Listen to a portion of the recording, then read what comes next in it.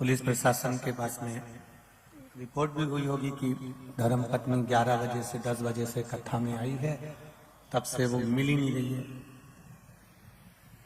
खूब ढूंढा ढांडी हुई, पूरा बीकन गांव ढूंढ मारा।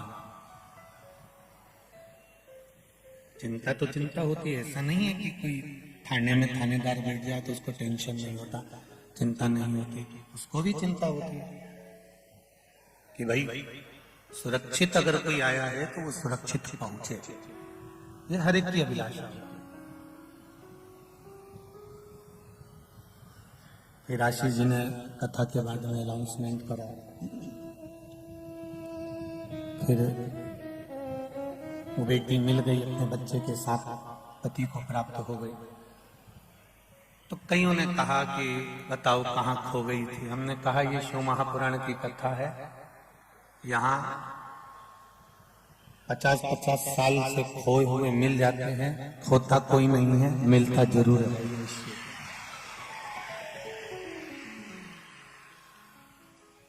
यहाँ कोई खोने वाला नहीं है, यहाँ केवल मिलने वाला है, और वो मिलने वाला केवल देवाधिदेव महादेव जो मिलता है और बड़े आनंद से मिलता है।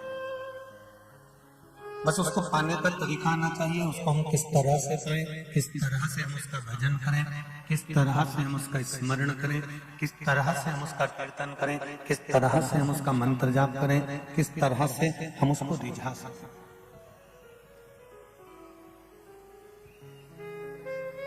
एक बहुत ऊंचे पद पर बैठ जाना, बहुत ऊंचे औहदे पर बैठ जाना और नीचे की ओर देखना, दूसरे का दोष देखना, ये हमारे यहाँ शिव महापुराण नहीं कहते।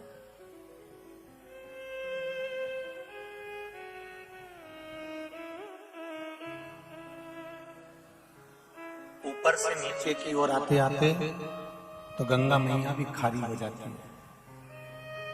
जब गंगोत्री से चली तो मीठी थी,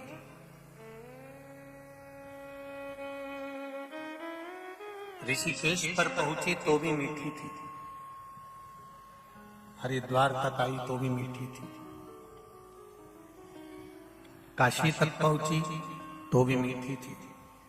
पहुंचते पहुंचते जब वो समुद्र के पास पहुंच गई और समुद्र में जाकर मिल गई तो वो गंगा भी खारी हो गई। ऊपर से नीचे की ओर चलना ये हमारे यहाँ शिव महापुराण नहीं कह रही।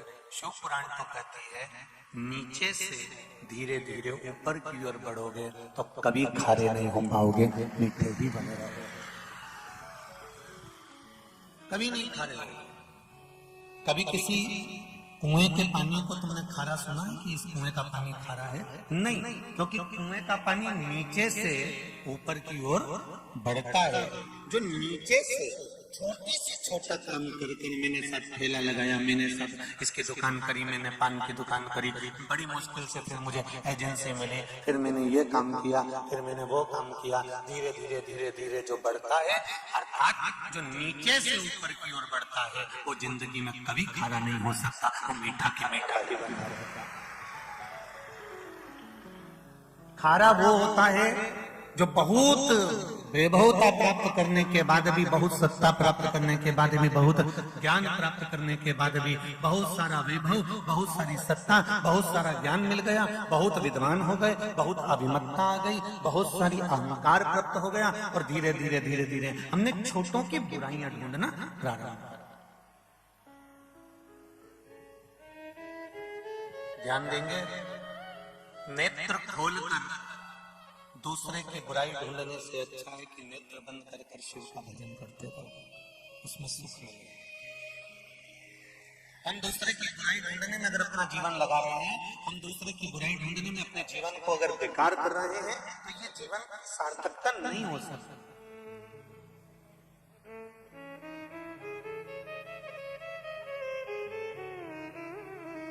पाप बुरा है ये दुनिया जानती है, आप और हम अच्छी तरह से जानते हैं कि पाप करना बुरा होता है, पाप बुरा होता है।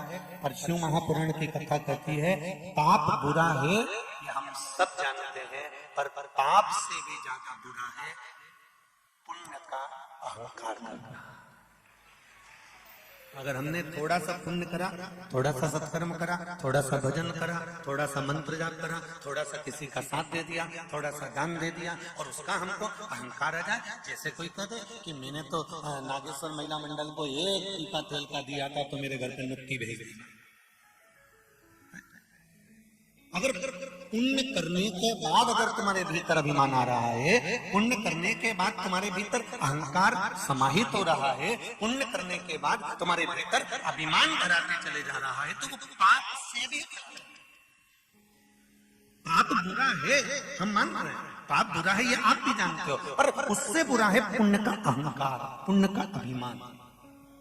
कहीं हमारे भीतर सत्कर्म करते करते अभिमान तो नहीं आ रहा है। हमने एक पशुपति व्रत करा, पशुपति व्रत कर हम मंदिर गए, मंदिर में हमने पशुपति व्रत धारण किया और हमने 4 लोगों के सामने मिलकर के दिया, मैंने तो 2 बार पहले कर चुकी हूँ पशुपति व्रत, मैंने तो 3 बार कर लिया पशुपति व्रत। तो भगवान के मंदिर में रहकर पशुपति व्रत धारण कर कर, सोमवार का व्रत धारण कर कर, भगवान का भजन कर कर, यदि तुम शिव मंदिर में ही अपने व्रत का अभिमान प्रकट करोगे तो वो व्रत तुम्हारा लगने वाला नहीं है। उस व्रत की कोई उस व्रत की कोई मूलता नहीं, उस व्रत की कोई महत्वता नहीं। मैं रोज शिव जी के मंदिर जाती हूँ, रोज झाड़ू लगाती हूँ, रोज आधा घंटा सेवा करती हूँ, मैं बहुत सेवा में लगी रहती हूँ। बाकी के भाइयों तो आए नहीं, इधर उधर पानी डोल के चली जाए, परंतु मैं इतनी सेवा करती हूँ। तो तुम किसके लिए कर रहे हो? किसी को दिखावा करना है, किसी को बताना है? तुम सेवा करो, तुम झाड़ू लगाओ शिव मंदिर में, तुम पुताई करो शिव मंदिर में, तुम सफाई करो शिव मंदिर में, जरूरी है। पर निवेदन है, आपने जो शंकर जी के मंदिर में झाड़ू लगाई है, आपने जो निर्माल्य उठाकर विसर्जन करा है, शिव मंदिर में जाकर जो बुआरी काढ़ी है, शिव मंदिर में जाकर जो तुमने दीपदान किया है, शंकर जी के मंदिर में जाकर तुमने जो जाले साफ करे हैं, शिव मंदिर में जाकर तुमने जो पुताई करी है, एक मन आपके पास रहना चाहिए कि आपको कहकर उस फल को समाप्त नहीं करना। हमने जो किया उसका पुण्य हमारा समाप्त हो जाता है यदि हम कह देते हैं, हम यदि बोल देते हैं।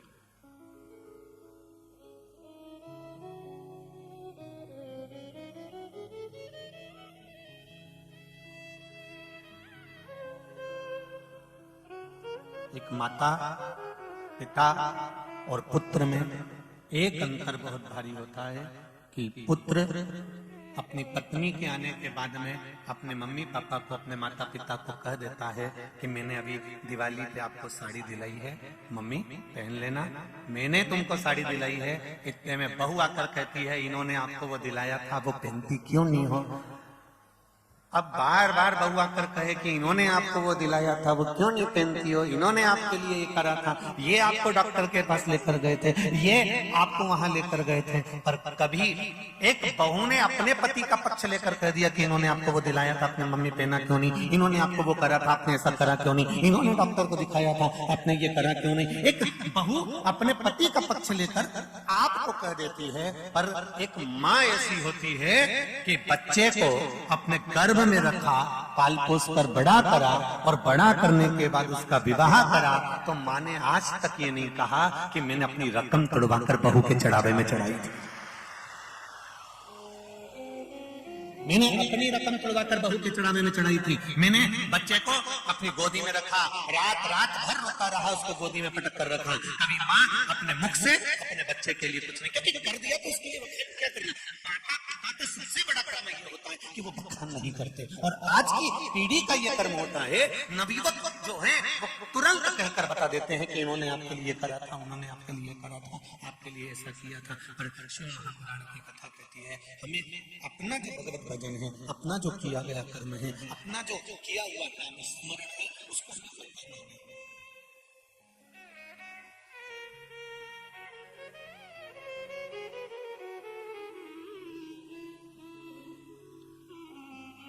अपनी भक्ति का बल अपने भीतर रखिए।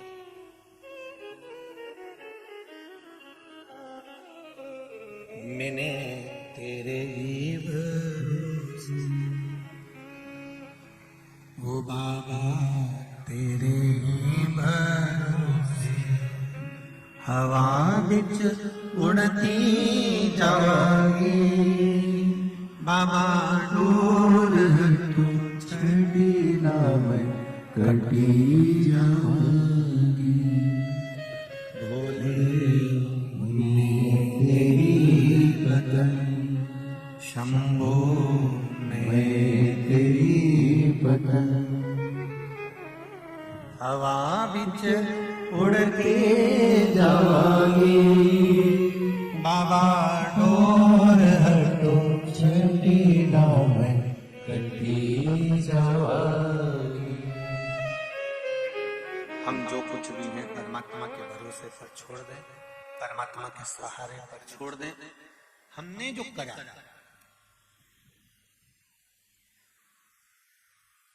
हम उसे किसी को बोले नहीं।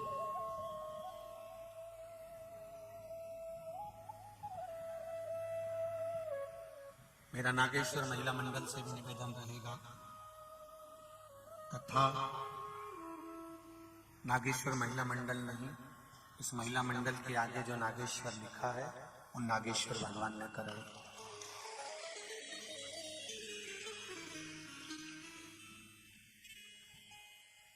ये महिला मंडल तो शिव जी की बेटियां हैं, नागेश्वर भगवान की सेवा करती होंगी, शिव मंदिर जाती होंगी, भगवान शंकर का भजन करती होंगी, कीर्तन करती होंगी। तो उन शंकर भगवान ने देखा कि मेरी बेटियां आती हैं और मुझे इनसे ही कुछ कराना है, तो नागेश्वर भगवान ने इनको पकड़ा और ये विशालतम बीकन गांव के इस छोटे से ग्रामीण क्षेत्र में इतना जन समुद्र एकत्रित कर लिया। ये शिव की कृपा बिना नहीं हो सकता।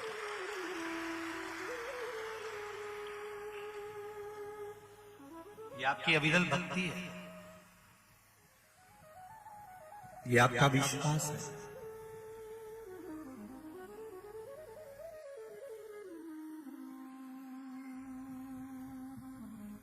ब्रह्मा जी का विश्वास शिव जी के प्रति जागृत नहीं हो पाया था, इसलिए भगवान शंकर ने अर्धनारीश्वर रूप का दर्शन दिया था।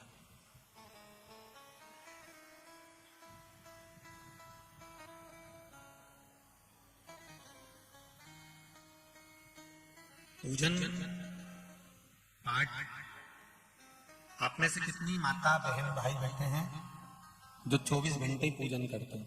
कोई करता? सियोर वाला महाराज ही नहीं करता। तो हम तुम सोचो कि सियोर वाला महाराज 24 घंटा पूजन भजन करता हो तो मुश्किल है।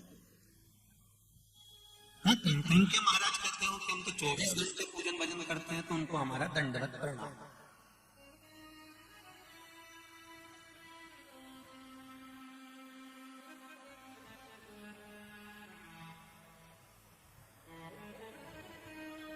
चार 6 घंटे सोने में निकल जाते हैं, फिर विद्याध्ययन में, पढ़ने में, स्मरण में, मंत्रमाला में। हाँ, ये जरूर है। जैसे आप हो वैसा सियोर वाला महाराज है, आप भी कितनी देर भजन पूजन करते हो? ज्यादा से ज्यादा मंदिर गए, लोटा भर जल चढ़ाया, अगरबत्ती लगाई, दिया लगाया, श्री शिवाय नमस्तुभ्यम का जाप कर लिया, कहीं गायत्री मंत्र पढ़ लिया, कहीं ओम नमो भगवते वासुदेवाय कर लिया, कहीं राम राम, कहीं जय श्री कृष्णा कर लिया। तो ये अलग प्रसंग है कि जितना आप भजन पूजन करते हो उतना हम करते हैं। दिखावा मिखावा करना तो आता नहीं है कि तुमसे कह देंगे हम तो इतनी देर भजन पूजन करते हो, एक आध दिन तुम हमारा कमरा में आके बैठी गए तो हो गया कल्याण। फिर क्यों किलो महाराज तुम तो बोले थे कि इतना घंटा भजन करो और फिर तुम तो खावा में लगे हो, फिर खाने में क्यों समय बर्बाद करा? तो ये दिखावा करने की आदत नहीं। जितना तुम भजन करो उतना हम भजन करें। कितनी देर करें? तो 24 घंटा तो कोई नहीं करे। हाँ, इतना जरूर है कि 10 मिनट, 15 मिनट, 20 मिनट, आधा घंटा, 1 घंटा, 2 घंटा, 3 घंटा, अभी ये 3 घंटा ही तो चल रहा है, 4 घंटा, 5 घंटा, यहाँ तक 6 घंटा, 7 घंटा। और आप में से कई ऐसे भी हैं जो सवेरे 7 बजे से जगह संभाल के बैठे हैं, तो तुम्हारा तो भजन कीर्तन 8-9 घंटे का तो ही दिया, 3 घंटा की कथा और 7 बजे से संभाल के बैठे। बोलो सही है कि गलत?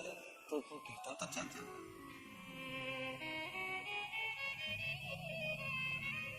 शिव पुराण की एक बात, हरिहर शिव महापुराण भीकन गांव की एक बात जितने आस्था चैनल पर कथा सुन रहे हो, जितने फेसबुक यूट्यूब पर कथा सुन रहे हो, जितने भीखन गांव की इस पावन जगह पर बैठकर नर्मदा के घाट पर कथा सुन रहे हैं, उनसे एक निवेदन है, पूजन पाठ भले तुम्हारा 10 मिनट का, 20 मिनट का, आधे घंटे का, 1 घंटे का रहे, पर निवेदन है, पूजन पाठ स्मरण जाप मंत्र भले तुम्हारा 10 मिनट और 20 मिनट का रहे, पर निवेदन है, विश्वास तुम्हारा 24 घंटे का होना चाहिए।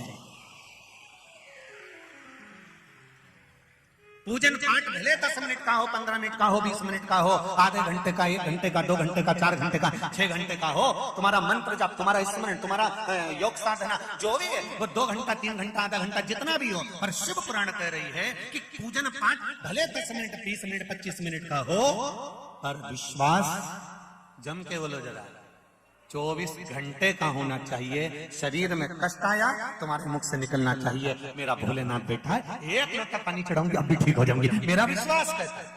ये विश्वास। घर में थोड़ी सी तकलीफ आई, अभी जाऊंगा 1 लोटा पानी लेके, तो रुक जा छोरा, मैं अब भी आई।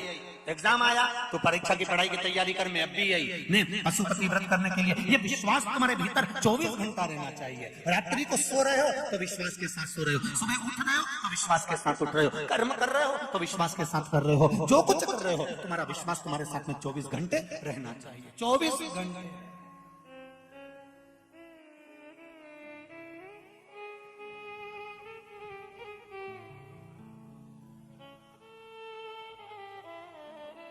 और वो 24 घंटे का जब विश्वास तुम्हारे साथ में रहेगा तो ये निश्चित है तुम शिव में और शिव तुम में समाहित हो जाएगा, अलग नहीं रहेगा। विश्वास है तो परमात्मा है, मानो तो गंगा माँ, ना मानो तो बहता पानी। नर्मदा जी बाजू में बहे, नर्मदा जी तुम्हारे पास में बहे, दुनिया के लोग दूर दूर से डुबकी लगाने आए, और भीखन गांव का व्यक्ति सोचे हावरे गंगे ठंड का समय, कौन मकर संक्रांति पे जाए, इतनी तेज ठंड पड़ी रही है, कौन जाएगा नहाने के लिए। कई लोग मकर संक्रांति पे ठंड इतनी तेज पड़ती है नहीं जाते नहाने। नर्मदा जी का पानी तो अपना नल में ही आई दिया, घर में ही आई दिया, घर में ना लिया।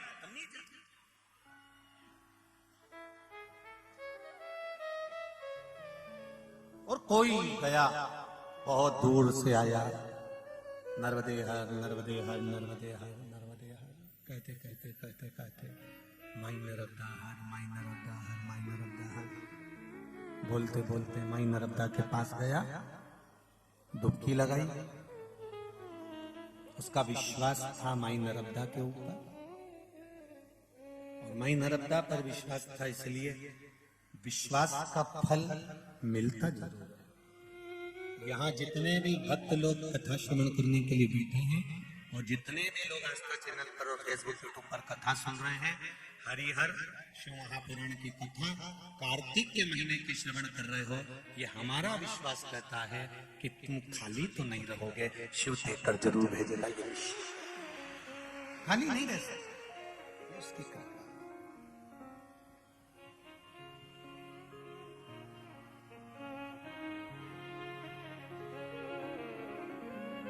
ये विश्वास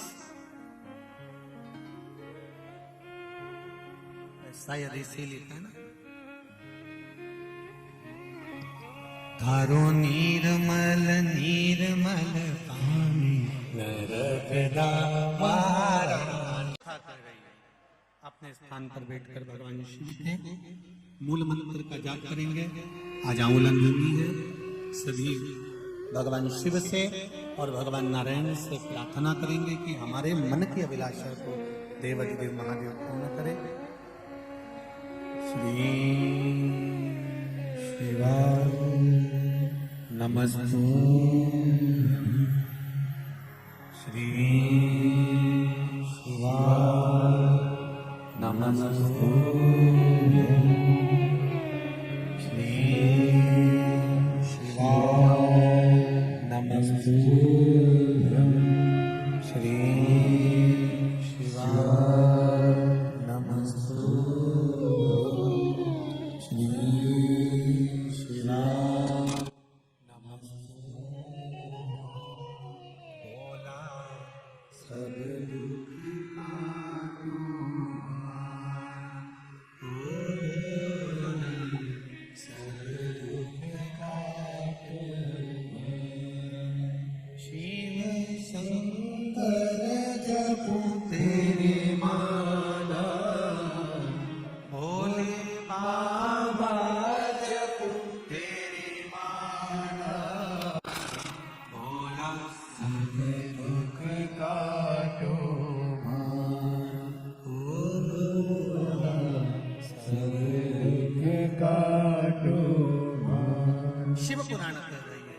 ऊपर से नीचे की ओर नहीं, नीचे से ऊपर की ओर।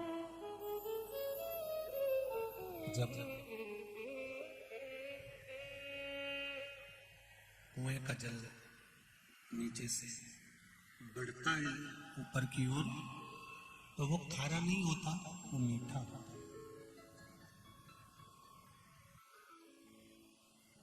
बहुत ऊंचे पदवी पर बैठ जाओ, बहुत विद्वान बन जाओ, खूब सारी सत्ता तुम्हारे पास में आ जाए, खूब सारा वैभव तुम्हारे पास में आ जाए, खूब तुम्हारे पास में धन बहुत बढ़ गया, और मालूम पड़े आप अगर दूसरे की निंदा कर रहे हो, दूसरे की बुराई कर रहे हो, या दूसरे में ऐब ढूंढ रहे हो, तो वो श्रेष्ठता शिव महापुराण कहती है ठीक नहीं।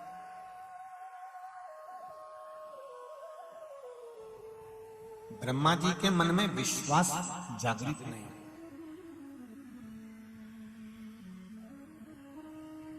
एक निवेदन आप सबसे रहेगा कि शंकर जी के मंदिर में जाओ, एक लोटा जल चढ़ाओ, जल चढ़ाते समय तुम्हारा विश्वास पूर्ण होना चाहिए, एकदम दृढ़ विश्वास कि मैंने भगवान देवदेव महादेव को एक लोटा जल चढ़ाया है, तो ये मेरा विश्वास करता है, ये मेरा भरोसा करता है, ये मेरा विश्वास करता है कि मेरा यह कार्य सफल होगा। निश्चित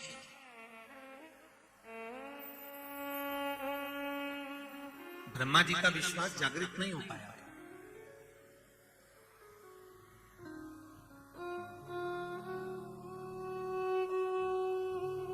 और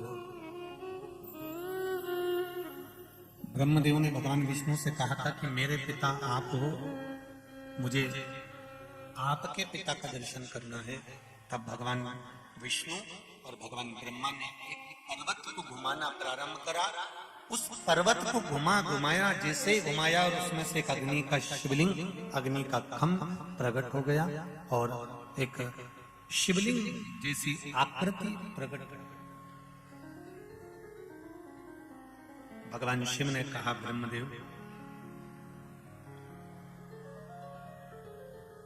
ये ब्रह्मा,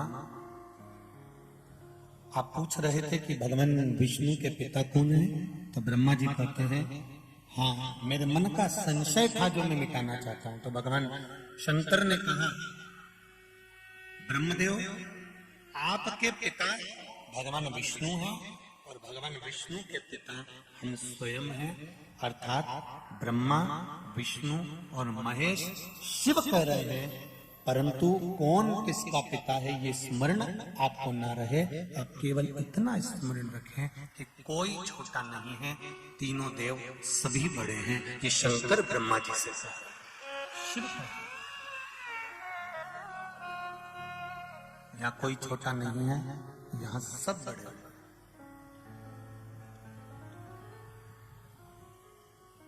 भगवान शंकर के शब्द को अगर आप अपनी जिंदगी में उतार लोगे तो कभी जिंदगी में धोखा नहीं खाओगे। कौन सा शब्द? शिव जी ने ब्रह्मा जी से कहा कि ना तो कोई बड़ा है ना कोई छोटा है, सब बराबर।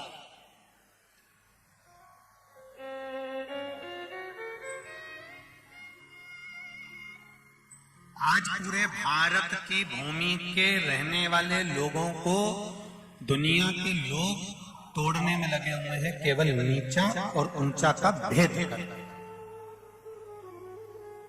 ये ब्राह्मण है, ये क्षत्रिय है, ये वैश्य है, ये शूद्र है। आज संपूर्ण दुनिया के लोग आज ब्राह्मण, क्षत्रिय, वैश्य और शूद्र को तोड़ने में लगे हुए हैं।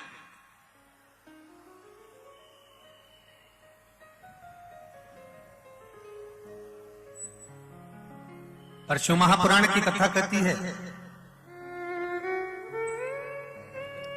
एक मां अपने बेटे को अगर जन्म देती है और गर्भ से अगर उसने जन्म दिया है, 2 बेटों को जन्म दिया है, तो दोनों बेटों को मां ने दूध पिलाया है, बराबर का पिलाया है। यहाँ पर मेरी माताएं बैठी हैं, और इनको स्मरण होगा, ये कभी अपने बच्चों में भेद नहीं करती कि मैं इसको कम दूध पिलाऊंगी कि इसको ज्यादा पिलाऊंगी। माँ अपने बच्चे को बराबर का दूध पिलाती है, उसी तरह माँ अपने बच्चे को बराबर की परवरिश देती है।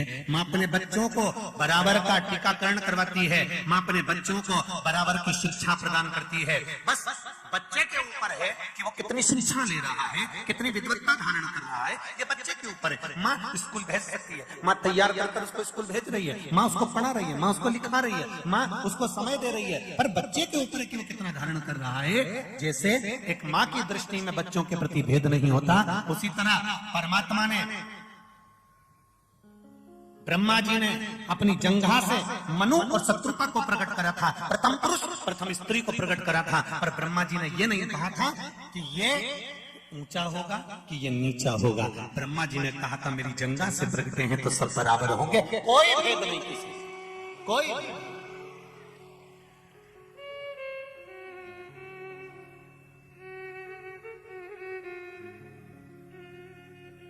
माता शबरी के दरवाजे पर मेरे राम जी जब पहुंचे,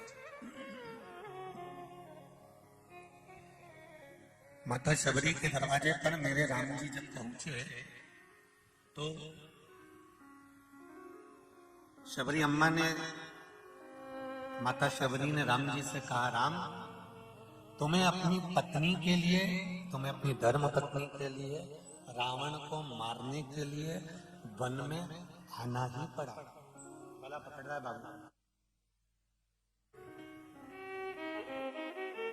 अपनी पत्नी के लिए, थोड़ा बहस कम कर रहा, अपनी पत्नी के लिए रावण को मारने के लिए तुमको लंका जाने के समय वन आना ही पड़ा। राम जी कहते हैं शबरी अम्बा का मां, रावण को तो मुझे मारने की जरूरत ही नहीं पड़ती, सीता ही रावण को निपटा देती। मैं तो केवल रावण को मारने के लिए वन में नहीं आया हूं मां, मेरा आने का केवल एक कारण है कि जो तुम इतने समय से मेरा इंतजार कर रही हो, झाड़ू लगा रही हो, रंगोली डाल रही हो, माँ मेरा आने का कारण रावण का वध नहीं है, माँ मेरा आने का कारण तुम्हारी प्रतीक्षा है, इसलिए मैं तुम्हारे दरवाजे पर, इसलिए मैं तुम्हारे दरवाजे पर पहुंचा हूं। मेरा आने का कारण रावण का संहार, रावण का वध नहीं है।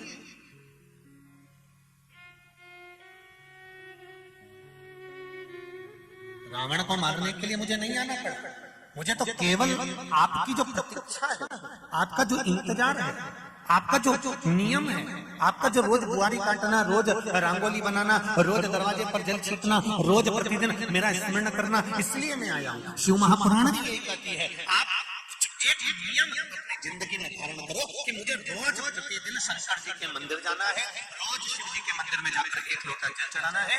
जब आपका साल, 2 साल, 3 साल, 4 साल, 5 साल नियम प्रतिदिन का यदि चलता रहा, मायके भी गई तो एक लोटा पानी भरकर शिव जी को चढ़ाकर आई, भले मायके में थी पर लोटा भरकर शंकर जी के मंदिर पहुंच गई। कहीं पर भी नहीं, हॉस्पिटल में परिवार के लोग पड़े हैं तो भी एक लोटा जल चढ़ाने के लिए मंदिर से जा रही है। तेरा नियम अगर चलता रहा तो ये निश्चित है तेरे नियम के बल पर एक दिन देवादिदेव महादेव तेरे सामने खड़ा मिलेगा, ये निश्चित है।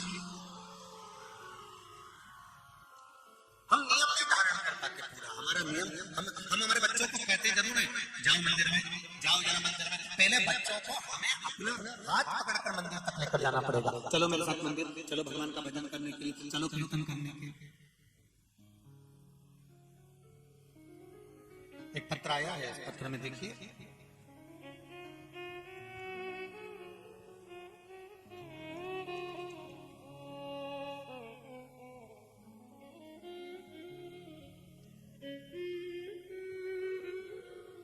मेरा नाम मोना राजपूत है, कानपुर तहसील पानसेमन जिला बड़वानी से आई हूँ। कहीं बैठे हो तो हाथ हिला दीजिए, जहाँ भी आप ही दोनों हाथ हिला दीजिए। श्री शिवाय नमस्ते।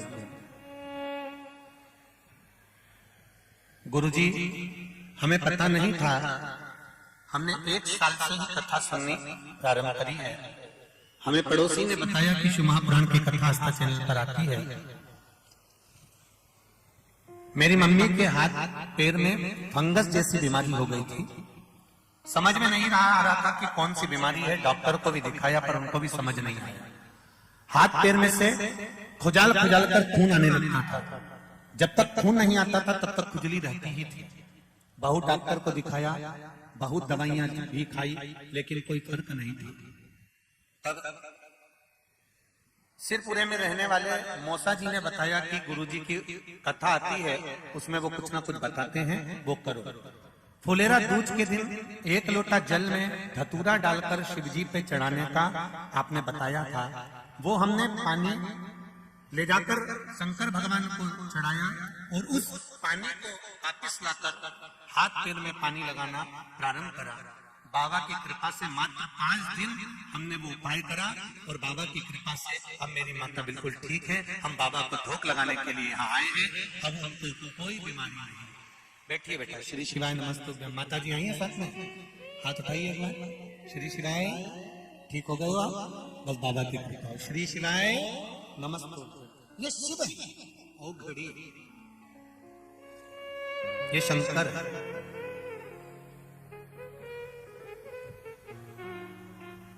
तेरी कृपा बिना न हिले एक भी अणु लेते श्वास तेरी कृपा से तनु तनु।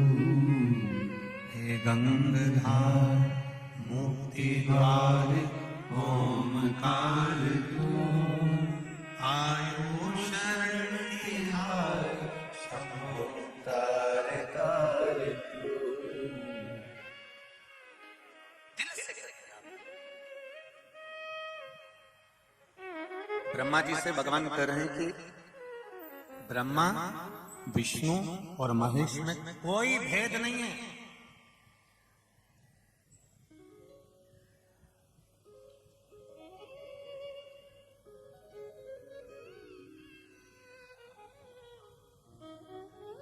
कोई पुराण,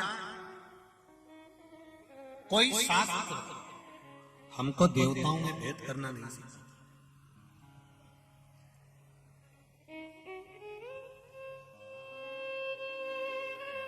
ये जो भेद करना जो तुमको सिखाते हैं कोई दूसरे ही सिखाते हैं। कोई देवता की कथा ये नहीं कहती कि तुम राम जी को मत पूजो, शिव जी को मत पूजो, गणेश जी को मत पूजो, ब्रह्मा जी को मत पूजो, विष्णु जी को मत पूजो। ये कोई वेद, कोई शास्त्र, कोई पुराण ये नहीं कहते कि केवल तुम मुझको पूजो। वेद शास्त्र पुराण इतना जरूर कहती है कि एक साधे सब सधे। ये हमारे वेद पुराण शास्त्र कहते हैं। ये जरूर बोलते हैं कि आप 10 जगह पर मत भटको। अगर आपने शंकर भगवान को पकड़ कर रखा है, राम जी को पकड़ कर रखा है, कृष्ण भगवान को पकड़ कर रखा है, तो ये निश्चित है आपको चिंता करने की जरूरत नहीं है। आपका सारा टेंशन भगवान को दे दो और तुम मेंशन होकर अपनी जिंदगी जियो। टेंशन सब बाबा के पास है, अपने को टेंशन नहीं करना।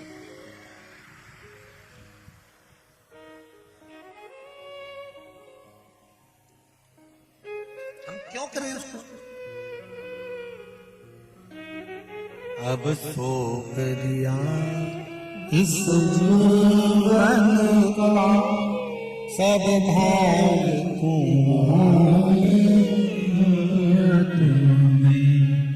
हे तुम्हारे हाथों में और जीत तुम्हारे हाथों में। शिव महापुराण की कथा कहती है शंकर भगवान से जब भगवान शिव ने कहा कि अपन तीनों एक हैं, तब ब्रह्मा जी के मन में फिर थोड़ा सा भेद उत्पन्न हो गया। यही संशय प्रत्येक जीव के हृदय में उत्पन्न होता है, प्रत्येक जीव के मन में संशय आता जाता है।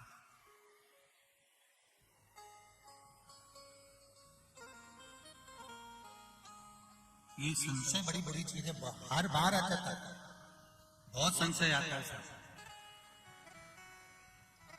किसी सेठ जी के यहाँ पर जाओ तुम दिवाली मिलने के लिए और वो तुमको खूब गुजिया खिला दे, पपड़िया खिला दे, चकली खिला दे, मिठाई खिला दे।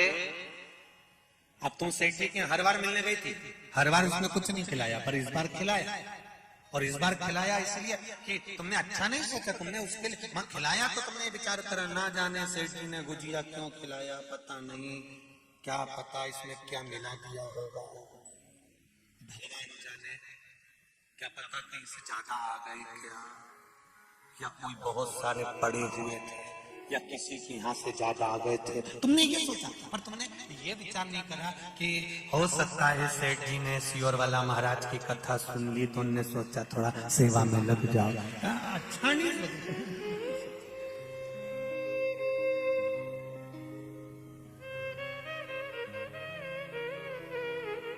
अब सेठ जी ने ज्यादा खिला दिया तो तुमने बुरा सोचा, और सेठ जी क्या गई और उसने नहीं खिलाया, पानी तक की नहीं पूछी, तो तुम बाहर निकलते से बोली कहीं पता कहीं छाती पे बांध के ले जाएगा।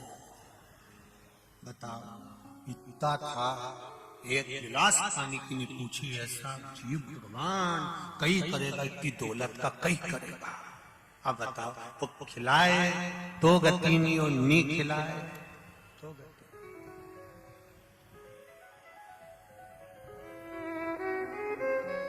जब तो शिव पुराण कहती है क्या किसको रोई है चादर तान के, आग लगे बस्ती में, अपन रहो मस्ती में, जो कहे कह दिया। सास बोल भी दी ना तो बहुओं से निवेदन है बुरा नहीं मानना, अपने जोरदार काजल माजल लगा के छोटी मोटी करके और अपने चल देना, अपने अपने बुरा मानने का तो काम ही नहीं।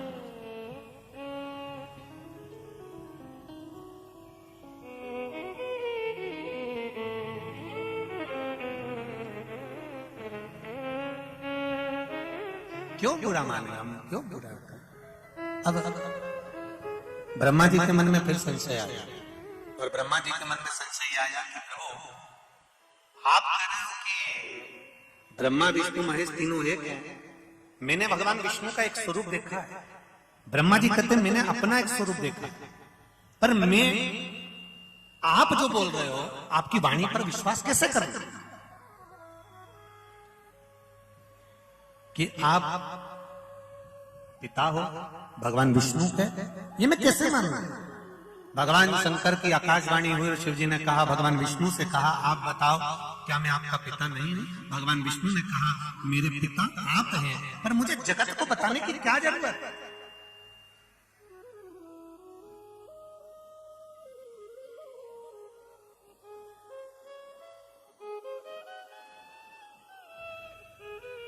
भाई आपको किसी चीज से नफरत है, आपको किसी को बताने की जरूरत क्या है? आपको कोई चीज प्रिय है, आपको वो बताने की जरूरत क्या है? ये तो स्वयं समझ में आ जाता है। जैसे एक जमाई आया और ससुराल आया, और ससुराल में आया और पहली बार शादी के बाद आया, और शादी के बाद आने के बाद सुंदर सा भोजन बना, भोजन बनने के बाद में सारा भोजन तैयार होकर थाली में रखा जमाई साहब के सामने, और उसमें बैंगन की सब्जी भी रखी, और जमाई को बैंगन की सब्जी से नफरत। अब वो बैंगन की सब्जी रखी, तो जमाई ने सोचा कि मुझे बैंगन की सब्जी थाली में होती है तो मुझे खाने का मन भी नहीं करता, पर ससुराल में आया हूँ, एक काम करता हूँ, सबसे पहले मैं बैंगन की सब्जी को खत्म कर देता हूँ। बैंगन की सब्जी खत्म हो जाएगी तो गुलाब जामुन, इमरती, भजिया, पकौड़ा, जलेबी सब खाऊंगा, गुजिया, पपड़िया सब खा जाऊंगा। और उसने एक कोरा लिया और सारी बैंगन की सब्जी के एक ही कोरा में निपटा गया। इतने में साली ने देख लिया, और साली अंदर दौड़ते हुए, मम्मी जीजा जी को बैंगन की सब्जी इतनी जोरदार लगी कि एक ही में सब खा गया।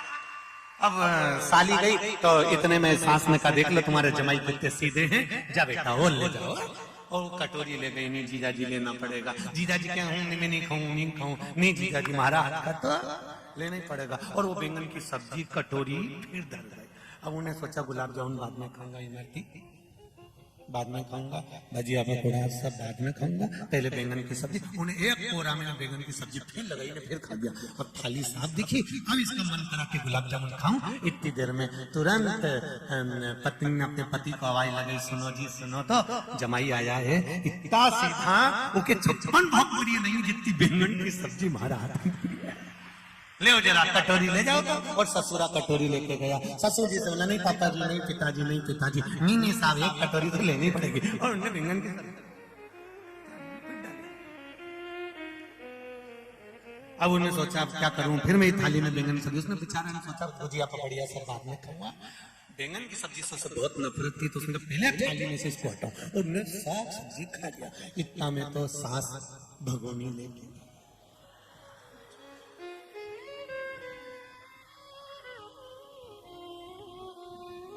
साथ में तो खाना ही पड़ेगा। भगोनी भर के बैंगन की सब्जी खवा दी, गुजिया पकड़ी सब धरी की धरी।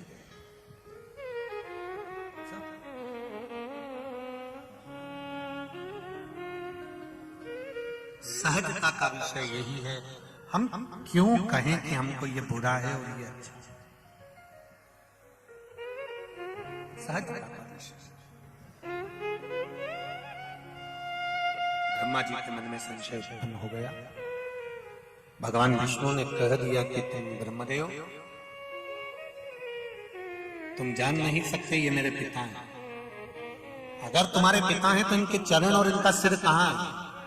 मैं शीश ढूंढने के लिए जाता हूं, आप चरण ढूंढने के लिए जाओ। भगवान ब्रह्मा आकाश मार्ग की ओर बढ़ते चले गए और भगवान विष्णु तलातल पताल की ओर बढ़ते चले गए। भगवान विष्णु को मालूम था चरण नहीं मिलेंगे मेरे ओघरदानी के, मेरे शंकर भगवान के, मेरे शिव के चरण ढूंढना मुश्किल, बहुत मुश्किल।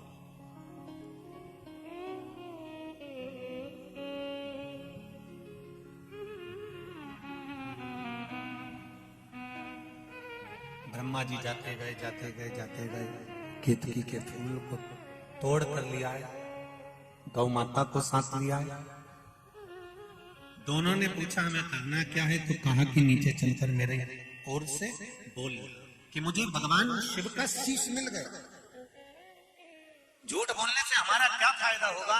तो कहा गौ माता सबसे पहली रोटी तुमको मिलेगी और केतकी के फूल तुम्हें सुगंध दी जाएगी और सारे देवताओं पर तुम चढ़ोगे, ये तुम्हें वर दिया जाएगा। दोनों को लेकर आ गए। एक रोटी के लिए गौ माता ने झूठ बोल दिया, एक रोटी के लिए गौ माता झूठ बोल देती है। बस यही हमारा जीवन है। हम भी दुकान पर बैठते हैं, भगवान पेट भरने की जवाबदारी देता है।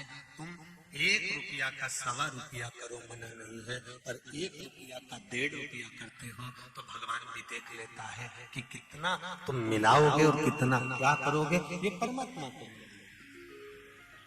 करो, ऐसा नहीं है कि सवाया नहीं करोगे।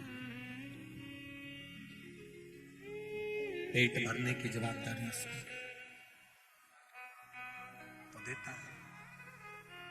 मेरे भोले तेरा सहारा, मेरी नैया का किनारा, मेरी नैया का किनारा। ये जवाबदारी किसकी है? अपने कर्म के प्रति तुम जिस दिन जागृत हो जाओगे,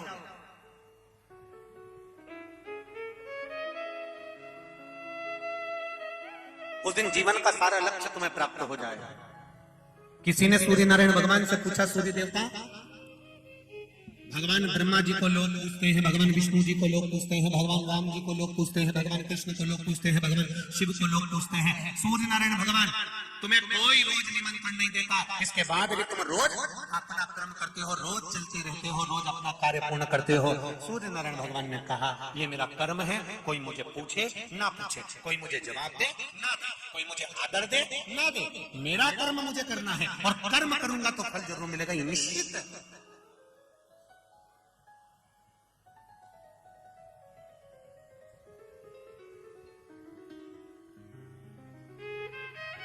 कर्म करूंगा तो उसका फल जरूर मिलेगा। आप कर्म तो करो।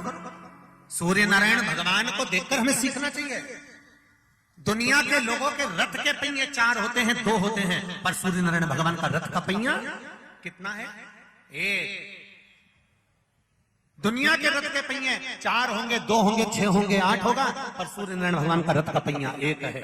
हमें सूर्य नारायण भगवान से सीखना चाहिए कि जिसके रथ के पहिए एक है, अश्व 7 है, चलाने वाला अरुण जो रथ हाँक रहा है उसका पांव नहीं है, पांव से भी वो विकलांग है। और जो नेति बंधी हुई है, जो रस्सी बंधी हुई है, वो सांपों की बंधी हुई है। और पूरी रोड, पूरा मार्ग उबड़ खाबड़ है। इसके बाद भी सूर्य नारायण भगवान रुकते नहीं हैं, चले जा रहे हैं। हमें सूर्य नारायण भगवान से सीखना चाहिए कि जिंदगी में दुख तुम्हारे दरवाजे पर 24 घंटे खड़ा मिलेगा, पर कर्म अगर तुम श्रेष्ठ करते चले जाओगे तो ये निश्चित है मार्ग भी सुलभ होता चला जाएगा।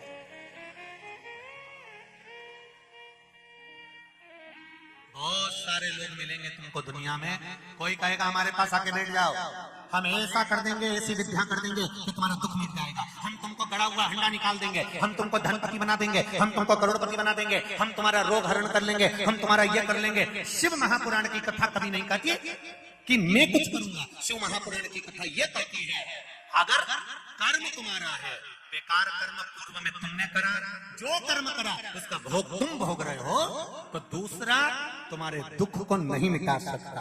सियोर वाला महाराज भी तुम्हारे दुख नहीं काट सकता, न दुनिया में कोई महाराज तुम्हारा दुख काटेगा। अगर तुम्हारा दुख काटेगा तो वो स्वयं तुम्हारा किया गया कर्म, एक लोटा जल अपने द्वारा जब समर्पित करोगे, स्वयं कर्म करोगे, स्वयं काम करोगे, कर्म करते करते स्वयं भगवान का भजन करोगे, स्मरण करोगे, मंत्र जाप करोगे, नाम जाप करोगे, तो धीरे धीरे धीरे धीरे तुम्हारी लेखनी में जो दुख लिखा है वो धीरे धीरे कटना प्रारंभ हो जाएगा। जो कहते हैं हमारे पास आओ, हम तुम्हारा दुख काट देंगे, समझ लेना 4 दिन की चांदनी फिर अंधेरी।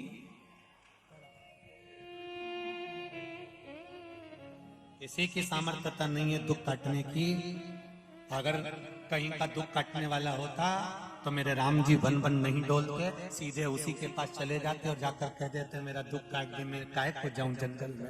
भगवान कृष्ण कह देते मुझे अपनी मथुरा छोड़कर भागना पड़ रहा है, वृंदावन छोड़कर जाना पड़ रहा है, मुझे मथुरा का राज्य छोड़कर द्वारका जाना पड़ रहा है, मुझे युद्ध लड़ना पड़ रहा है, मुझे बार बार आक्रमण करना पड़ रहा है, मुझे बार बार सामने लाकर खड़ा करना पड़ रहा है, मेरे सम्मुख में ये बार बार हो रहा है। कहीं का ऐसा मिल जाता और भगवान कृष्ण कह देते मेरा दुख काट दो, तो भगवान कृष्ण किसी के पास नहीं गए। भगवान कृष्ण ने गीता में कह दिया कर्म प्रधान है, कर्म करते जाना, दुख कटते चला जाएगा। आप कर्म के साथ में भजन करिए, स्मरण करिए। तुलसीदास जी ने लिखा कलयुग केवल नाम आधारा। आप नाम जपते जाइए, भजन करते जाइए, स्मरण करते जाइए, आपका दुख कटते चले जाएगा, आपका किया गया कर्म अपने आप कटता चले जाएगा। हम दूसरे पर कहते हैं कि वो हमारा दुख काट देगा, वहां चले जाओ, वहां पहुंच जाओ, वहां पहुंच जाओ, वहां से बेल लिया, वहां से बबूटी लिया, वहां से ये लिया, वहां से वो लिया। अपना दुख अपने को ही काटना है। और वो दुख कटेगा कैसे? वो दुख कटने का कारण क्या है? उस दुख को काटने का एक ही तरीका है कि हम भगवान के मंदिर तक जाएं। तेरे मंदिर में आना मेरा काम है और मेरी बिगड़ी बनाना तेरा काम। बस हम उसकी चौखट तक चलते।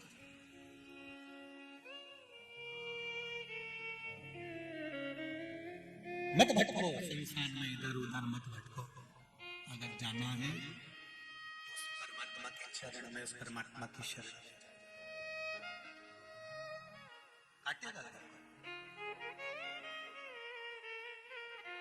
हम बहुत भटकते हैं दिन रात, हमारा यही कर्म है। कोई कह दे वहां पर ऐसा है, वहां चल चलो, वहां से दुख नहीं, नहीं, अपना कर्म अपने को करना, भजन अपना कर्म।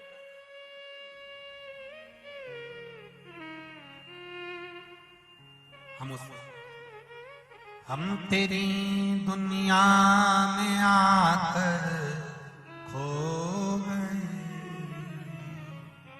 कर ना पाए हरि भजन सो गए। हम भगवान की भक्ति से दूर होते चले गए, पीछे हटते चले गए, तो भगवान मिला ही कहा।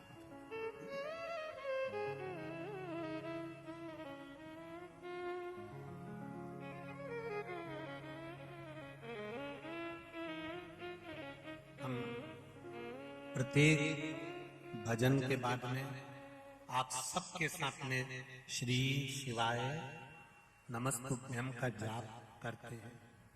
आपके साथ बैठकर करता है। कारण क्या है?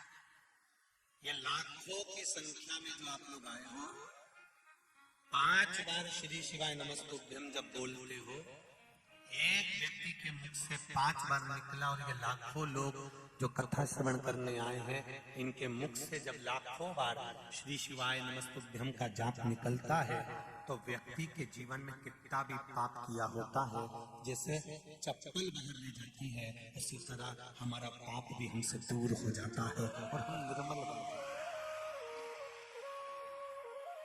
उसके बाद हम मंत्र जाप के बाद में एक लाइन जरूर बोलते हैं, वो आप लोग भी बोलते हैं, भोला सब दुख काटो भारा। जब हमारा श्री शिवाय नमस्तुभ्यम का जाप पूरा होता है, पाप हमसे दूर हो जाता है, तब हम निर्मल मन से बाबा से कहते हैं, भोला सब दुख काटो भारा।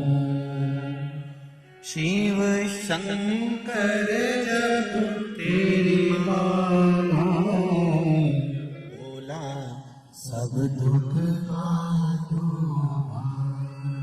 फिर हमने दिल से, हृदय से, चित्त से, मन से भगवान को पुकारा, और पुकार कर कहा कि बाबा एक पत्र आया है,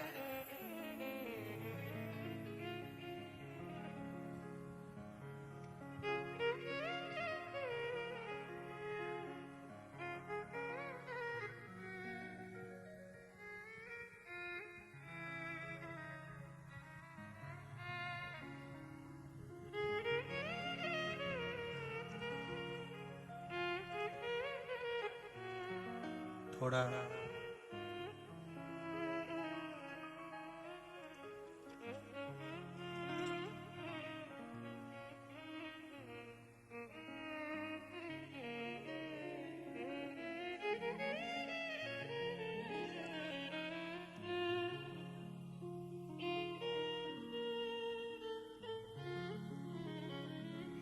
पद्मा चौहान खंडवा धनवंतरी नगर से कहीं बैठी हूँ तो हाथ हिलाइए। पद्मा चौहान, जहां कहीं भी बैठी हूँ हाथ अवश्य हिलाइएगा। पद्मा चौहान कहीं बैठी हूँ तो हाथ हिलाइएगा। आप ये श्री शिवाय नमस्तुभ्यम दोनों हाथ हिला दीजिए। गुरुजी, पशुपति नाथ के व्रत का बखान क्या करूं गुरुजी?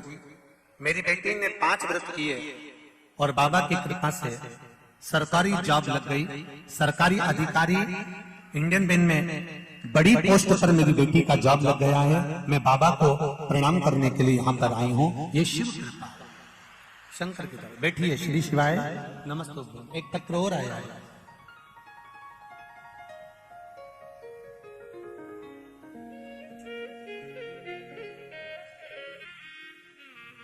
एक पत्र तो है परंतु उसकी राइटिंग समझने में थोड़ा सा बड़ा भारी है। आप भी देख लो, जितने लोग आस्था चैनल पर, राइटिंग थोड़ी भारी है, फिर भी पढ़ते हैं। शिव जी की एक लाडली पत्र लिख रही हूँ। झोली फूलों से भर दी मेरे बाबा ने। एक झोली में फूल भरा, एक झोली में कांटे देने वाला शिव। बाबा की कृपा से 2020 से कथा सुन रही हूँ। बाबा के लिए कृपा से मैंने परीक्षा दी और बाबा की कृपा से मेरे पुत्र ने परीक्षा दी और उनकी कृपा से 2022 3/9/2022 को बाबा ने ऐसी कृपा करी कि मेरे बेटे ने जो परीक्षा दी थी, 1 लोटा जल चढ़ाकर, शिव बेलपत्र चढ़ाकर, बाबा की कृपा से उसकी सरकारी नौकरी लग गई है। मैं बाबा को धन्यवाद देने आया। जिसने भी पत्र लिखा है वो पत्र राइटिंग बड़ी भारी है, शिव की कृपा है। ठीक है,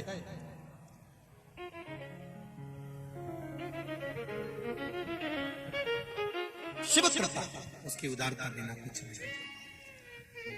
शिव महापुराण की कथा का आपका विश्वास, आपकी दृढ़ता, आप परमात्मा की ओर जाइए, उसको नमन करना मिलेगा। ब्रह्मा जी कह रहे हैं, महाराज भगवान शिव के सामने आकर ब्रह्मा जी ने भी झूठ बोल दिया, केतकी के फूल ने भी झूठ बोल दिया, गौ माता ने भी झूठ बोल दिया, सब झूठ बोले। पर मेरे नारायण झूठ नहीं बोले, मेरे नारायण ने सत्य कहा कि मुझे भगवान शिव के चरण नहीं मिले।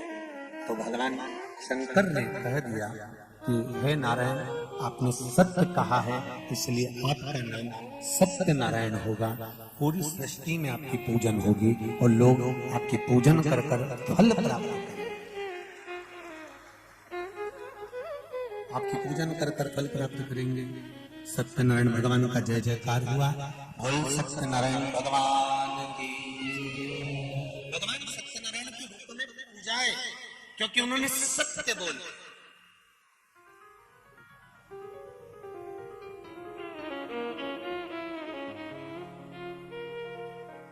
गौ माता ने झूठ बोला, इसलिए गौ माता से कहा तेरा पूरा शरीर पूजा जाएगा पर तेरा मुख अपूज्य होगा। केतकी के फूल में झूठ बोला तो कह दिया भगवान शंकर ने, एक केतकी के फूल सारे देवताओं पर चढ़ेगा पर शंकर भगवान पर कभी नहीं चढ़ेगा। शिव पर अगर केतकी का फूल अनजाने में भी चढ़ जाता है तो 1000 गौ हत्या के बराबर दोष हो जाता है, तो मुझ पर नहीं चढ़ेगा।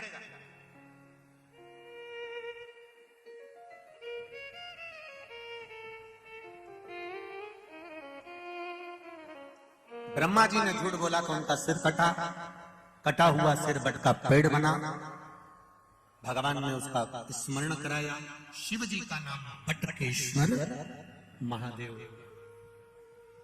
व्यक्ति के जीवन में जब कर्जा बढ़ता है, कहीं कोई व्यक्ति को धन दिया, पैसा दिया और वो पैसा लौट कर नहीं आता, तब बटकेश्वर महादेव का पूजन किया जाता है। कोई व्यापारी धन खाकर भर गया, पैसा खाकर लेकर भर गया, नहीं दे रहा है, कहीं कर्जा बढ़ते चले जा रहा है, तब बटकेश्वर महादेव का पूजन किया जाता है।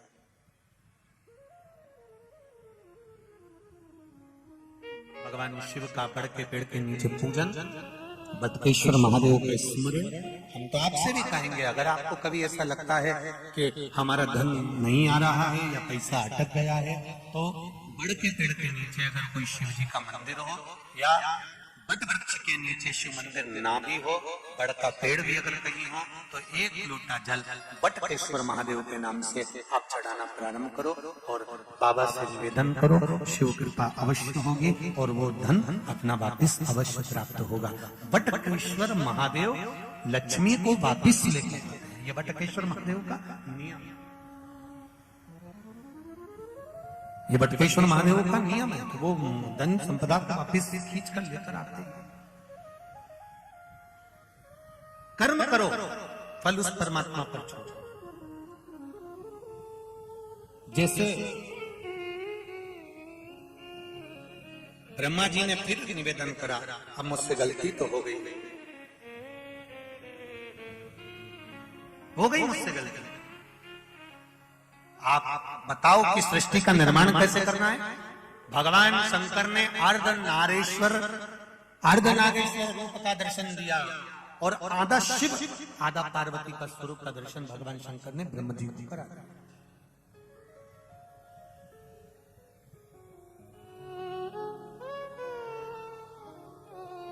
ये अर्धनारीश्वर भगवान का जो फोटो होता है, मूर्ति होती है, ये मंदिर में होना चाहिए। घर में अर्धनारीश्वर भगवान का फोटो या मूर्ति का स्मरण नहीं होता। मंदिर के अंदर लगा हो, मंदिर के अंदर पूजन हो रही हो, मंदिर में अगर चित्र लगा है तो वहां पर वो अधिक फलित होता है, अधिक फल।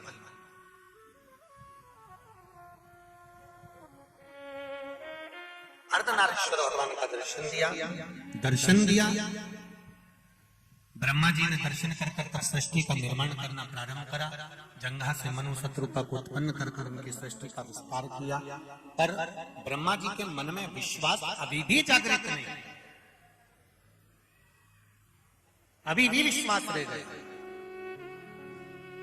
जैसे एक बार देवादिदेव महादेव माता पार्वती के साथ भ्रमण करने के लिए जा रहे हैं और घूमते विंध्याचल पर्वत पर भगवान शिव पहुंच गए। माता पार्वती उनके साथ में घूम रही है, भ्रमण के लिए निकली हुई है। तभी उसी समय पर माता पार्वती कुछ देर के लिए विंध्याचल पर्वत पर रुक गई। पार्वती शिव जी ने कहा, पार्वती चलो। पार्वती जी चलती नहीं, मुझे कुछ देर यहाँ पर बैठना है। मुझे कुछ देर यहाँ पर रुकना है। क्यों? बस मैं बैठना चाहता हूं। हमारे सनातन धर्म के अंतर्गत एक बात आती है, जब भगवान का मंदिर का दर्शन करके हम लोग जब निकल कर जाते हैं तो कुछ देर उनकी देहली पर, उनके दरवाजे पर, उनके द्वार पर, उनकी चौखट के बाहर कुछ देर बैठते हैं। आपको मालूम है कि नहीं मालूम है? बोलो तो सही, मालूम है ना?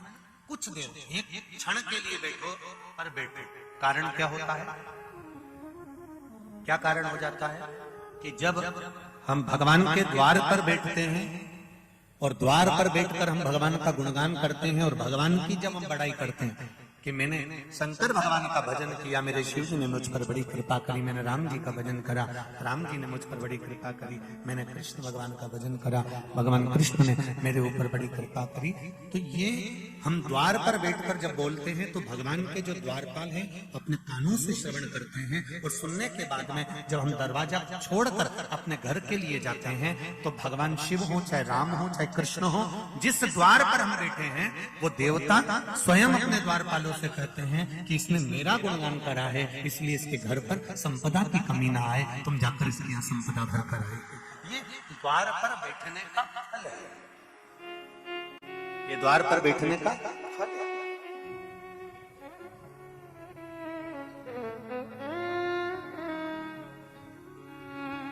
भगवान पार्वती मैया बैठी, पार्वती माता बैठी। थोड़ी देर बाद शिव जी ने पार्वती से कहा चलो। पार्वती जी बोली कुछ देर और बैठे।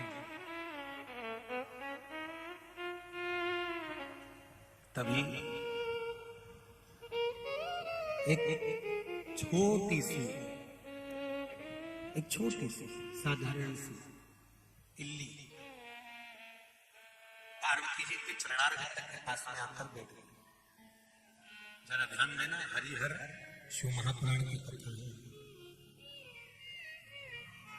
ये कथा बार बार नहीं मिलेगी। जितने लोग आस्था पर सुन रहे हो, चाहे जितने लोग फेसबुक यूट्यूब पर सुन रहे हो, चाहे जितने लोग इस पावन प्रागण्य में सुन रहे हो, बहुत ध्यान से सुनना। जीवन को सुख देने वाली कथा है। ये नागेश्वर महिला मंडल को जो मिली है, ये कहीं नागेश्वर भगवान की कृपा से ही मिली है, इसलिए कर रहे हैं कि इसको बड़े ध्यान से। छोटी सी इल्ली पार्वती जी के नजदीक में आकर बैठ गई।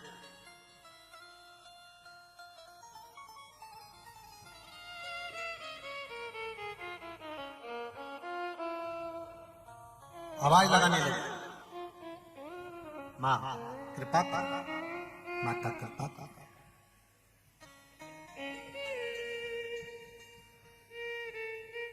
पार्वती जी ने छोटी सी इल्ली की बात अपने कानों से जब सुनी तो पार्वती जी को विश्वास नहीं हुआ। क्या इल्ली बोल सकती है?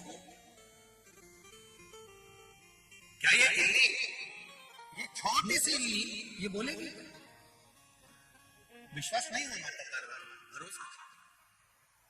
फिर पुनः वो इल्ली ने फिर आवाज लगाई, वो इल्ली फिर चिल्लाई, माँ ओ माँ, माँ ओ माँ। इल्ली की आवाज सुनी तो माता पार्वती जी ने एक छोटे से पत्ते पर उस इल्ली को उठाया और उठाकर माता ने पूछा, कौन हो? माँ, मैं और मेरा पति, हम दोनों, मैं इल्ली के रूप में हूं और मेरा पति छोटा सा घुन, जो गेहूं में घुन पड़ जाता है, चावल में जो घुन पड़ जाता है, उस घुन के रूप में है। माँ हमारे उद्धार कर दीजिए।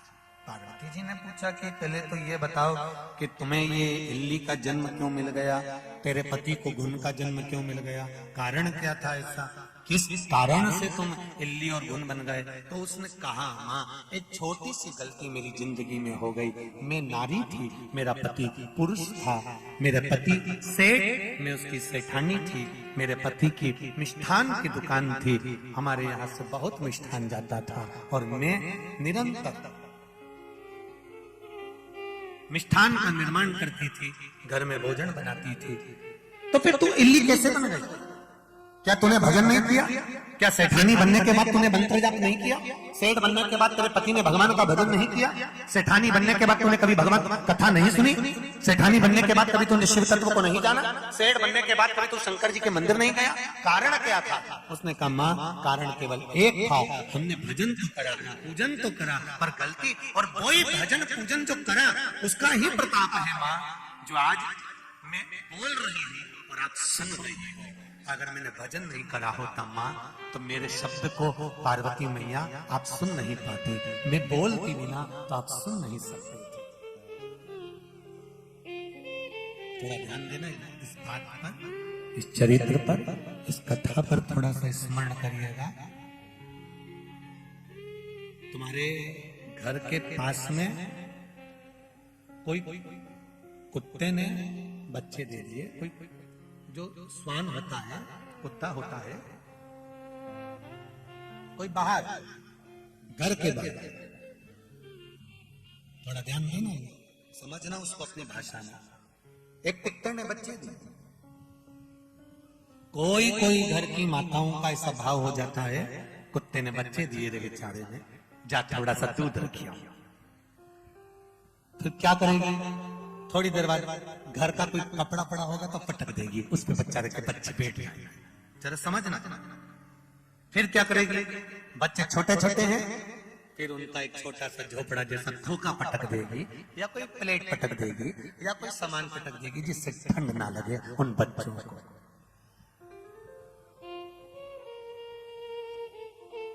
कुत्ते ने तुम्हारे पास आकर बोला कि मुझे ठंड लग रही है, जम के बोलो नहीं। कुत्ते ने ये तुम्हारे पास आकर बोला कि मेरे बच्चों की सेफ्टी करो, बोलो नहीं। कुत्ते ने ये आकर बोला कि मुझे इस चीज की जरूरत है, नहीं।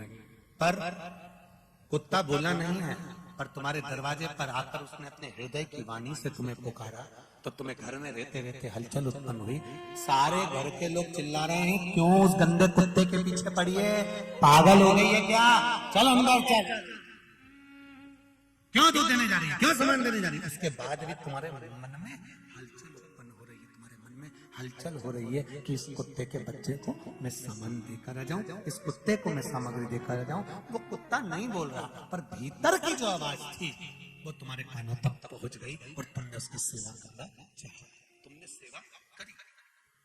कारण बहुत सारे कुत्ते हैं, बहुत सारे स्वान हैं, फिर रहे हैं, पर आप उनकी सेवा नहीं कर रहे हो। पर एक स्वान, एक कुत्ता तुम्हारे दरवाजे पर आकर बैठ गया, तुमने उसको रोटी देना चालू कर दी, उसके हृदय की पुकार। कारण क्या था? शिव महापुराण की कथा कहती है, जो स्वान, जो कुत्ता पूर्व समय में भी भगवान का भजन कर कर अपने प्राणों को त्याग देता है, उसकी वाणी कुछ ऐसी होती है कि सामने वाला दिल से पहचान जाता है, हृदय से जान जाता है कि इसको किस चीज की जरूरत है। और सरल भाषा में समझो, इतनी सारी भीकन गांव में गाय हैं, रोड पे भी घूमती रहती है। आप आओ अभी इधर से, हम लोग आए यहाँ से 17 साइड से, तो आप इधर से निकल के आना, रोड पे ढेर सारी गाय है, खूब सारी गाय। और कोई कोई गाय आपके घर में बंधी हुई है, कोई गौ माता आपके घर में सेवा ले रही है। किसी गौ माता को आप बढ़िया अच्छे से मेहंदी लगा रहे हो, हल्दी लगा रहे हो, उन्हें मोहर बांध रहे हो, उन्हें झूमर झुमका बांध रहे हो, गौ माता की पूजन कर रहे हो, सेवा कर रहे हो, आराधना कर रहे हो, उसको रोज चारा भी दे रहे हो, उसको पानी भी पिला रहे हो, उसको भोजन भी करा रहे हो। तो जरा विचार करो, एक गाय सब दूर घूम रही है और एक गाय को सेवा के अनुसार सब कुछ प्राप्त हो रहा है। उसका कारण क्या है? हमारे पूर्व का किया गया कर्म हमारे सम्मुख में लाकर हमको अच्छे घर तक छोड़ देता है। अच्छे घर में छोड़ा तो उसका फल हमको प्राप्त होने लगता है। देखो, भगवान को एक बात का धन्यवाद रोज दिया करो कि तूने मुझे ये पूरा शरीर अच्छा दिया, पूरा डिपार्टमेंट अच्छा दिया, आंखें भी दो दी, हाथ भी दो दिया, बोलने के लिए जिह्वा भी पूरी दी, सुनने के लिए कान भी पूरा दिया, पाँव चलने के लिए दिया। अच्छा हुआ, तुम्हें धन्यवाद है। अच्छा घर दिया, भीकन गांव में मुझे निवास दिया, अच्छा परिवार, अच्छी पत्नी, अच्छा पति, अच्छा पुत्र दिया, ये तेरी कृपा। अगर किसी भिखारी के घर में पैदा कर देता और इंदौर के चौराहे पे कटोरा लेके बिठा देता तो बड़ा बुरा लगता। तूने बड़ी कृपा करी, जो अच्छे घर में मुझे जन्म दिया। ये परमात्मा को हमें धन्यवाद दिया। और हम परमात्मा को धन्यवाद देने की जगह हम परमात्मा को रोज अपनी दशा सुनाते हैं। भगवान तूने बड़ा बुरा कर दिया, हम तो बड़े दुखी।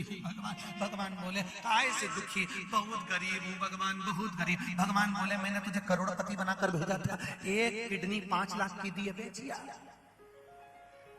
जा।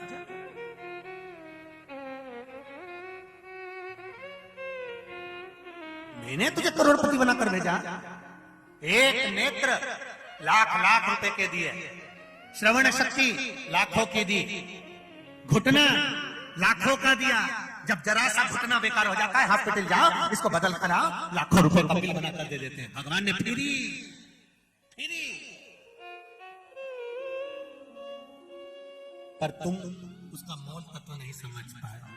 जो पैसे में मिलता है ना, उसका मोल तत्व लोग समझते हैं। एक बार घुटने का ऑपरेशन कराने के बाद जमीन पे भी नहीं बैठते, मैं तो कुर्सी पे बैठूंगी। हमारा ऑपरेशन संभाल के रखिए, 4 लाख का है, 4 लाख का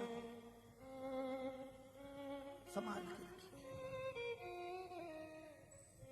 भगवान ने मशीन दी, लगाया शरीर हो ऑक्सीजन। फिर बाद में मालूम पड़ा थोड़ा सा अटैक आ गया, हार्ट अटैक आ गया, मशीन लगा ली, अब बाहर से नहीं बने। लगाई 2 लाख की, 1.5 लाख की, अब धीरे धीरे चलेगी, धीरे धीरे। कितना दिया?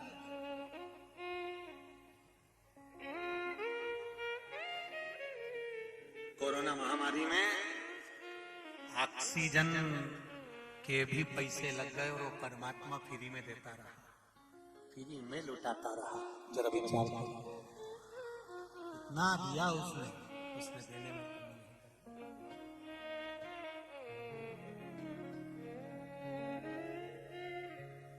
वो देने में कमी नहीं करता, वो देता। इसीलिए तो उसको कहते हैं, इसीलिए कहते हैं भूत प्रेत नित करे चाकरी, अरे सबका यही गुजारा। अजब है भोलानाथ ये दरबार तुम्हारा, दरबार तुम्हारा।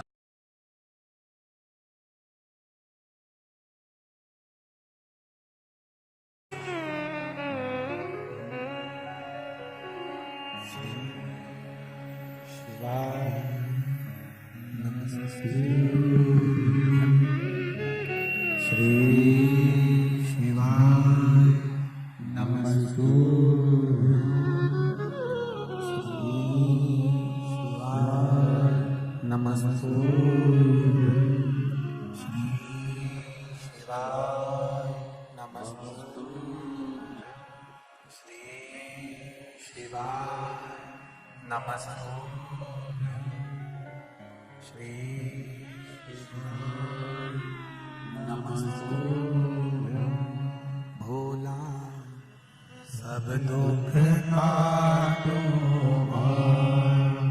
ओ भोला सब दुख काटो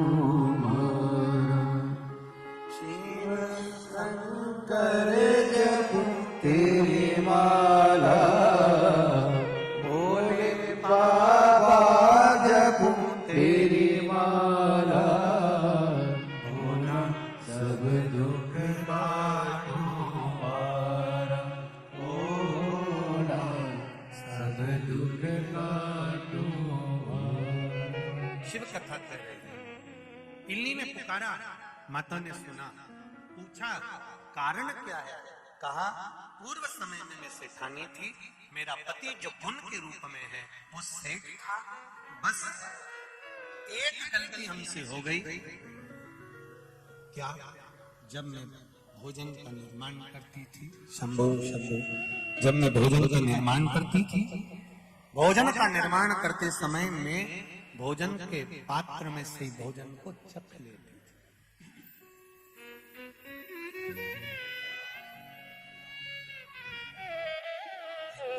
ध्यान देने वाली बात है। बेलपत्री के वृक्ष में पत्तियों में इल्ली लग जाती है और वो इल्ली बेलपत्री की पत्ती को, जो बेलपत्र होता है उस बेलपत्री की पत्ती को कहीं कहीं से इल्ली खंडित कर देती है। ध्यान है आप लोगों? किसने देखा है ना। तो कहीं बेलपत्री की पत्ती को वो इल्ली खा जाती है, उसको छेदित कर देती है। बहुत ध्यान दीजिए, भगवान शिव कभी ये नहीं कहते कि मुझे 5, 10, 25, 50 बेलपत्र। भगवान शिव कहते हैं एक बेलपत्र चढ़ाओ, पर वो कहीं से खंडित ना हो, कोई इल्ली भी उसको झूठा ना कर पाई हो, केवल हृदय चित्त से नहीं है तो बेलपत्र को जो शिव पर चढ़ी है उसी को धोकर वापिस चढ़ा दो, पर खंडित या इल्ली से खाई हुई बेलपत्र शिव को ना चढ़ाई। इल्ली का जन्म किसको मिलता है? गरुड़ पुराण में जो लिखा है वही शिव पुराण में लिखा है। शंभु जो गरुड़ पुराण में कहा वही शिव महापुराण में कहा गया है। इल्ली का जन्म किसको मिलता है? रसोई घर में भोजन बनाते समय पात्र में से चाय बनाते समय उंगली डालकर चाट लेती है वो इल्ली।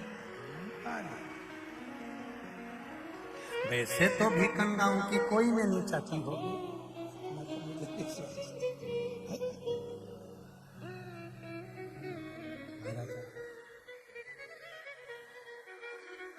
क्या विचारे लीजिए, हरिओ भिखंगा भाई।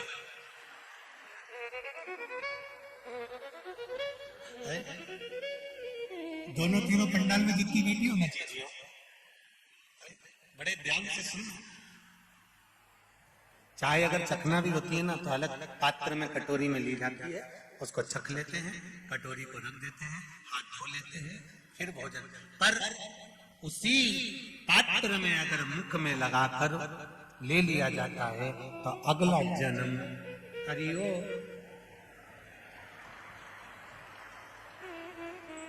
बीकड़ गांव की जी जियो। ध्यान एक चढ़ाओ, मना नहीं है कि तुम ज्यादा चढ़ाओ, उसमें एक में भी तुम्हारा प्रेम होना चाहिए। थोड़ा करो। इल्ली ने कहा मुझसे गलती हो गई, मैंने भोजन को चख लेती थी इसलिए मुझे इल्ली का जन्म मिला। तो तेरे पति को घुन का जन्म क्यों मिला? उसका क्या कारण है? कहा मेरा पति मिष्ठान की दुकान करता था, सेठ था, सामग्री सिद्ध करता था, मिठाई बनाता था, और दुकान पर नई मिठाई जब तैयार होती थी तो उस मिठाई में से थोड़ा सा चख लेता था। इसीलिए हमारे सनातन धर्म में एक बात बड़ी सुंदर कही गई है, केले का ठेला लगाने वाला, सेवफल का ठेला लगाने वाला, किराने की दुकान पर किराना बेचने वाला अपनी दुकान का सामान गादी पर बैठकर कभी नहीं खाता। यहाँ खाते हैं? जम के बोलो जरा। नहीं। जिस गादी पर बैठकर व्यापार करता है, किराने की दुकान है, बादाम काजू किशमिश सब रखा हुआ है, गादी पे से उठ जा, फिर दूसरी जगह बैठकर खा ले, चल जाएगा। और गादी पर अगर बैठकर खा लिया तो व्यापार 1-2 दिन अच्छा चलता है, फिर डाउन होता है, फिर चलेगा, फिर डाउन होगा, फिर चलेगा, फिर डाउन होगा। समझ लेना कि तुम्हारा व्यापार ऊंचा नीचा क्यों हो रहा है, तुमने अपनी गादी पर बैठकर अपनी ही दुकान का कोई सामान अवश्य खाया है, इसलिए व्यापार ऊंचा नीचा होता है। व्यापार एक जैसा क्यों नहीं चलता, उसमें हमारी गलती। फिर हम क्या करते हैं? दूसरे महाराज जी से जाकर पूछते हैं तो महाराज जी कहेंगे किसी ने तुम्हारे ऊपर विद्या कर दी, कोई ने दुकान बांध दी, फिर कोई कहेगा कि ऐसा कर दिया। उसमें हम अपनी गलती नहीं देख रहे कि हमने अपनी गादी पर बैठकर अपनी दुकान का सामान बैठकर गादी पर बैठकर खा लिया, इसलिए व्यापार थोड़े दिन चलकर फिर डाउन हो जाता है, थोड़े दिन चलेगा फिर डाउन हो जाएगा, फिर चलेगा फिर डाउन होगा। उसका कारण केवल इतना सा है, उसको सुधारने के लिए भी शिव महापुराण में वर्णन आता है, उसके सुधारने का भी भाव वर्णन किया गया।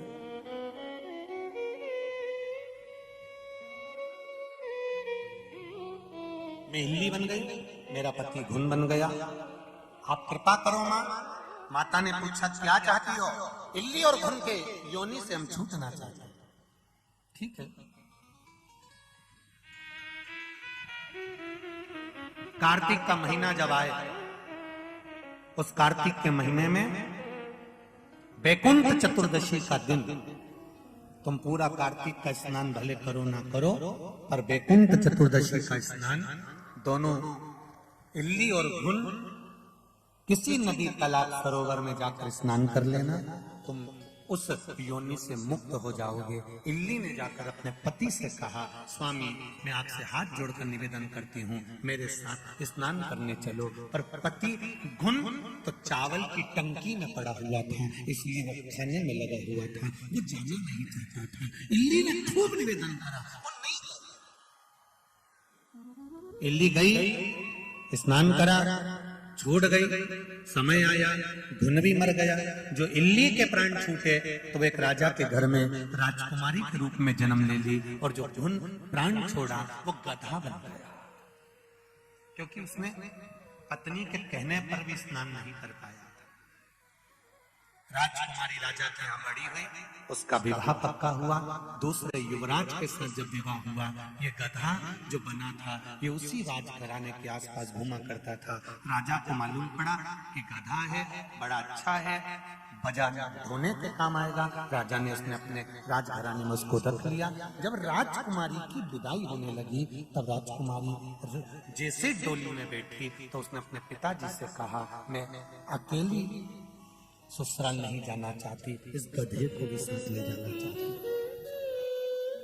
जरा ध्यान देना कथा के ऊपर कि इस गधे को भी मुझे लेकर जाना है, मैं अकेली नहीं जाऊंगी ससुराल, इस गधे को मेरी डोली के पीछे बांध दिया जाए। पिताजी ने समझाया, बेटा क्या गधे को लेकर जाना, हाथी ले जा, घोड़ा ले जा, सोना चांदी हीरा पन्ना अंबारिया लेकर जा, क्यों ये गधे को लेकर जा रही? नहीं पिताजी, मैं इस गधे को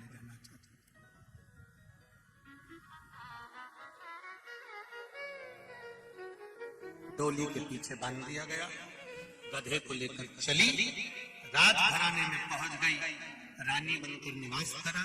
एक दिन राजा शाम के समय पर टहल रहा था और ये रानी गधे से बात कर रही थी। गधे से कहती है, देख मैंने तुझसे कहा था कि मुझे पार्वती माता ने कहा है कि वैकुंठ चतुर्दशी का स्नान कर ले, मुक्ति मिल जाएगी, पर तूने नहीं माना और चावल की टंकी में पड़े रहकर घुन के रूप में तू खाता रहा, अपना भोग विलास नहीं छोड़ा। मैं तुझे फिर कहती हूँ, कभी योग लगे तो एक बार वैकुंठ चतुर्दशी का स्नान जरूर करना। गधे को समझा रही थी। राजा ने आवाज सुन ली अपनी पत्नी की। राजा नीचे आ गया, पत्नी से पूछा, तुम गधे से क्या बात कर रही थी? ये गधा क्या तुम्हारी भाषा को समझता है? क्या गधा तुम्हारी भाषा को समझता है?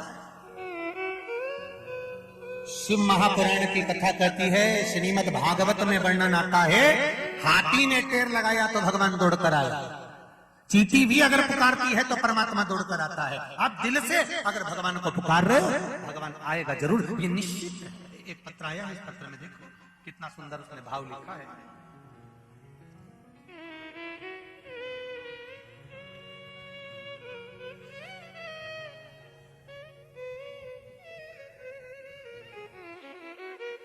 जगदीश, श्रीमान जगदीश यादव, ग्राम सुखा, जिला खरगोन, मोबाइल नंबर भी आपने लिखा है। कहीं बैठे हो जगदीश जी यादव तो हाथ हिलाइए, जहां कहीं भी बैठे हो दोनों हाथ अवश्य हिलाइएगा। जगदीश जी यादव, ग्राम सुखा, जिला खरगोन, दिख गए क्या? अच्छा उधर है, कहाँ है? हाथ हिलाइएगा जरा। हाँ ठीक है, ठीक है, नजर आ रहा है। श्री शिवाय नमस्ते। 2 साल से कथा श्रवण कर रहे हैं, इससे हमें बहुत लाभ मिला है। मेरे ससुर जी श्रीमान जगदीश यादव जी की तबीयत 2021 में बहुत खराब हो गई थी। फिर गुरुजी हम उन्हें 13/11/2021 को बड़ौदा ले गए। वहां के डॉक्टर ने उन्हें डायलिसिस शुरू कर दिया, क्योंकि उनको किडनी लीवर उनका डैमेज हो गया। फिर उनका डायलिसिस चालू हो गया। गुरुजी हम बहुत परेशान हो गए कि अब क्या हो करें। फिर उन्हें हम बड़ौदा से वापस ले आए और खरगोन में भर्ती किया। उसी समय खरगोन में शिव महापुराण की कथा चल रही थी और हमने उनको हॉस्पिटल एडमिट करने के बाद में एक दिन की शिव महापुराण कथा सुनने के लिए खरगोन किए। उस पंडाल में बैठकर कथा सुनी, हमने कथा सुनी और वही संकल्प लिया कि मेरे ससुर की तबीयत अगर पूरी तरह से ठीक हो जाती है तो बाबा हम एक बार सीहोर अवश्य आएंगे। हमने सुना है कि शिव महापुराण की कथा जो पंडाल में बैठकर सुनता है उसकी मनोकामना 3 महीने में पूरी हो जाती है। मेरा ससुर हॉस्पिटल में पड़े हैं और उनका डायलिसिस चल रहा है। अगर डायलिसिस बंद हो गया, ठीक हो गए तो हम प्रणाम करने अवश्य आएंगे। गुरुदेव बाबा की कृपा से हमने कथा सुनी, पशुपति व्रत धारण करा और आज मेरे ससुर का डायलिसिस भी बंद हो गया है, शुगर भी ठीक हो गई है, बीपी भी ठीक हो गया है। हम धोख लगाने के लिए आए। श्री शिवाय नमस्ते। ठीक है आप बैठिए। श्री शिवाय नमस्ते। ये ओम घड़ी है। उनका किडनी, लीवर, लोग कहते हैं कि कथा एक पत्र में एक नवयुवक लड़के ने भी बड़ा सुंदर भाव लिखा है। इतना समय तो उसमें नहीं मिल पाएगा, पर उसमें सुंदर भाव उस बालक ने लिखा कि मेरी मम्मी मुझे, क्या नाम है उसका,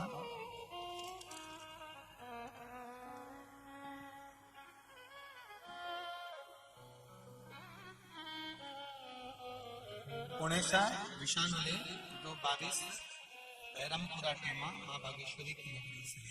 इन्होंने लिखा है कि मेरी मम्मी छोटी छोटी क्लिपिंग मुझे भेजती थी। मैं कॉलेज पढ़ने वाला लड़का, इतना विश्वास नहीं करता था तो मेरी मम्मी से मैं कहता था मम्मी कहाँ के बाबाओं की क्लिपिंग भेजती रहती है, नए नए बाबा रोज आते रहते हैं। मेरा विश्वास नहीं था। इस बच्चे ने लिखा पर छोटी छोटी क्लिपिंग देखकर एक बार मेरे मन में भाव उत्पन्न हुआ। जिसने भी पत्र लिखा होगा वो बालक यहीं कहीं बैठा होगा। एक बार मेरे मन में भाव आया और मैंने आस्था चैनल पर कथा सुनी। कथा सुनने पर आप कहते हो कि 3 महीने में मन की अभिलाषा आपने लिखी है। दोनों हाथ हिला दे। श्री शिवाय नमस्ते। मैंने आस्था चैनल पर कथा सुनी और टीवी के सामने बैठकर ही आप कहते हो कि जो मांगोगे वो मिलता है, बाबा से प्रार्थना दिल से करो। मैंने बाबा से प्रार्थना करी कि अगर सीहोर वाला महाराज इतना कहता है तो मुझे भी एक बार सीहोर में पहुंचकर ही रुद्राक्ष चाहिए। और अभी रुद्राक्ष बंद पड़े, रुद्राक्ष नहीं मिल रहा है। आज भी आप क्या कर रहे हैं, रुद्राक्ष वितरण बंद है। पर मैंने बाबा से विनती करी सीहोर जाऊं तो मुझे रुद्राक्ष मिलना चाहिए और 3 महीने के अंदर पहुंच जाऊं। और पत्र में बेटे ने लिखा है कि मैं 3 महीने क्या 20 दिन के अंदर सीहोर पहुंच गया और बाबा ने मुझे वहां पर रुद्राक्ष भी प्राप्त किया। बैठिए बेटा। श्री शिवाय नमस्ते। शिव कृपा किसकी? पत्नी ने कहा कि तुम्हें गधे के रूप में हम बात कर रहे थे, राजा ने सुना। राजा ने अपनी पत्नी से पूछा, सारी बात पत्नी ने समझाई। राजा ने कहा चिंता मत करो, अगर वैकुंठ चतुर्दशी के स्नान से जीव की गति सुधरती है तो पूरे नगर के लोग वैकुंठ चतुर्दशी का स्नान करेंगे। और सब वैकुंठ चतुर्दशी का स्नान करने जाने लगे, पर गधा फिर भी नहीं गया। गधा तो जम के तो बोलो, गधा तो किसी व्यक्ति को खूब समझाओ। अपने नगर में कथा हो रही है, गांव में कथा हो रही है, भीकन गांव में कथा हो रही है, इतनी जोरदार कथा हो रही है। अरे दुकान पर बैठकर कमाओगे 3 घंटे 7 दिन तो भगवान को दो। समझाओ परिवार को, अड़ोसी को, धड़ोसी को, कुटुंब को। नहीं समझे गधा नहाने ऐसा बहुत सारा गधा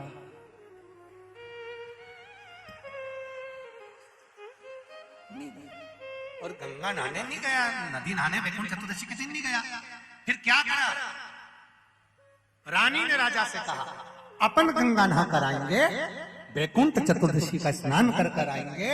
पूरे नगर के लोगों से कह दो कोई भी कपड़े गीले की गीले आना, कपड़े कोई सुखा कर मत लाना। और सब वैकुंठ चतुर्दशी का स्नान करने गए, अपना अपना कपड़ा गीला करके लाए, गधे के ऊपर छीट दिया। और गधे पर जैसी छीटा, गधा योनि से छूट गया। भगवान शिव का गुणगान कर परमात्मा के धाम चला गया। आपसे भी निवेदन है, कथा सुनकर जाने के बाद रात्रि को कथा थोड़ी बहुत जितनी यहाँ से सुनकर जाओ, उस कथा में से थोड़ी सी कथा रात्रि को उनको श्रवण कराने का प्रयास करना। हमने ये बात इंदौर में भी कही थी कि जितनी कथा सुनकर जाओ उतनी अपने घर में पति को अवश्य थोड़ी देर सुनाओ, अच्छा रहेगा। हमने एक बार कहा तो एक बहू ने सुनकर सुनाई, तीसरे दिन उसका पति कथा में आ गया। पत्नी ने कहा गुरुजी मेरा पति कथा में आया है। हमने कहा बेन मिलवाना जरूर हो। उसका पति आया, हमने बेलपत्री दी। हमने पूछा क्यों रे भाई, तो 3 दिन कथा में क्यों नहीं आया, आज कथा में कैसे आया? उसने कहा गुरुजी रात को 9 से 12 सुनने से अच्छा है दिन में 2 से 5 सुन। पूरी रात बैठ कर कथा सुनाती है, इसलिए मैं कथा दिन में सुनने आ गया। आपसे भी निवेदन है थोड़ा सा शिव महापुराण को आप भी थोड़ा थोड़ा सा जतन कर दे सकते हो, जगत कल्याण के लिए, विश्व कल्याण के लिए। भगवान आनंद के साथ अर्धनारीश्वर भगवान पधार रहे हैं। जोरदार तालियों का स्वागत करें श्री अर्धनारीश्वर भगवान का। भाव भक्ति से आज आंवला नवमी की बहुत बहुत बधाई। आज शाम को सभी अपने अपने आंवले के वृक्ष के नीचे घी का दीप अवश्य लगाएं। बन सके तो कनक धारा स्त्रोत का पाठ करें, ना बन सके तो श्री शिवाय नमस्तुभ्यम की माला जाप अवश्य करें और अपने जीवन को धन्य बनाएं। सभी को आंवला नवमी की बहुत बहुत बधाई। हरिहर शिव महापुराण की कथा जो चल रही है, कल के प्रसंग में आगे बढ़ेंगे बड़े आनंद के साथ। सभी को हर हर